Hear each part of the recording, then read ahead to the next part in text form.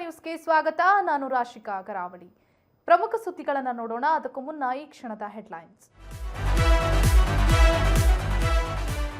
ಸಂಪುಟದ ಮಿನಿ ಸರ್ಜರಿಗೆ ಸಿಎಂ ನಿರ್ಧಾರ.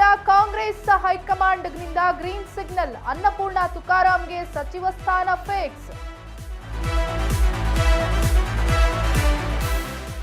ಸಚಿವ ಸ್ಥಾನಕ್ಕಾಗಿ ಕಾಂಗ್ರೆಸ್ ಶಾಸಕರಿಂದ ಮತ್ತೆ ಲಾಬಿ. ದೆಹಲಿಗೆ ತೆರಳಲು ಸಜ್ಜಾದ 12 ಮಂದಿ ಎಂಎಲ್ಎ.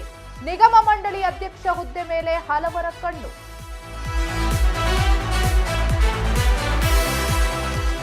ಬೆಂಗಳೂರಿನ ಈದ್ ಮಿಲಾದ್ ಮೆರವಣಿಗೆ ಗಲಾಟೆ ಕೇಸ್. ಗಲಭೆ ನಡೆಸಿದ್ದ 8 ಜನರ ವಿರುದ್ಧ ಎಫ್ಐಆರ್. ಬಸವನಗುಡಿಯಲ್ಲಿ ಖಾಕಿ ಹದ್ದಿನ ಕಣ್ಣು.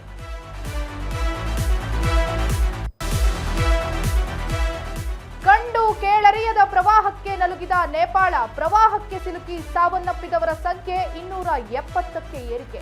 ಪ್ರವಾಹದಿಂದ 1500ಕ್ಕೂ ಹೆಚ್ಚು ಮಂದಿ ನಾಪತ್ತೆ.